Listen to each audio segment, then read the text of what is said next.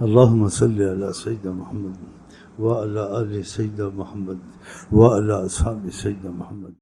عورتوں کو آزادی پہ آزادی دیتے اسلام نے یہ کہا ہے؟ اسلام نے مسجد میں آزادی نہیں دی ہے، مسجد میں جہاں سارے نمازی بھرے ہوتے ہیں، کہا مسجد میں نماز پڑھے لیکن گھر میں پڑھے تو اچھا ہے، آقا جی نے کہا۔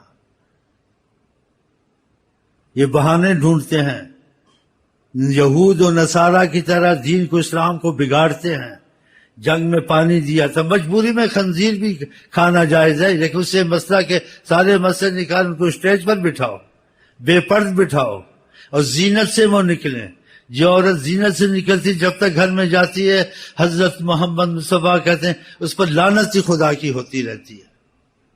تو اب ایسا کام کرتے ہو کہ دین میں بھی یہود نصارہ کی طرح گڑبڑ شروع کر دی ہے تم لوگوں نے۔ مسجد میں کیوں کیا آقا جی نے کہ گھر میں مسجد میں کیا حرج تھا؟ کیا آمنا سامنا رسم عزت کو خطرہ ہے؟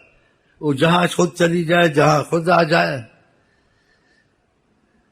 اور یہ چیز اس سے کیا نقصان ہے؟ اس سے ظاہر ہوتا ہے تمہارے میں ایمان ہے یا نہیں ہے یا بہت کمزور ہے۔ الحیاء من الایمان، حیا ایمان میں سے ہے۔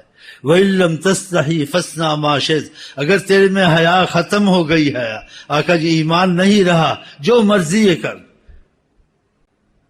گھروں میں پردے چھوڑ دیے ہیں، منہ بولی بہن بیٹی بنا کے پردے ختم ہوتے ہیں۔ تمہاری اصلی بہن ہے یا اصلی ماں ہے؟ اس کا مفصل بیان میں پہلے کر دیا ہوا ہے کشتوں میں کہ اگر کہا تو کر سکتا ہے لیکن اس پابندیاں رہیں گی۔ آقا جی نے پابندیاں رکھی گھر میں، صحابہ کو کہا تمہاری مائیں ہیں۔ قرآن کا پردے کے پیچھے سے بات کرنی، سامنا نہ کرو، اور جو بات کرنی ہے اس میں لچک اور ہنسا اور مذاق دل لگی کی بات نہ ہو، ضرورت کی فقط۔ اب بتائیں آپ۔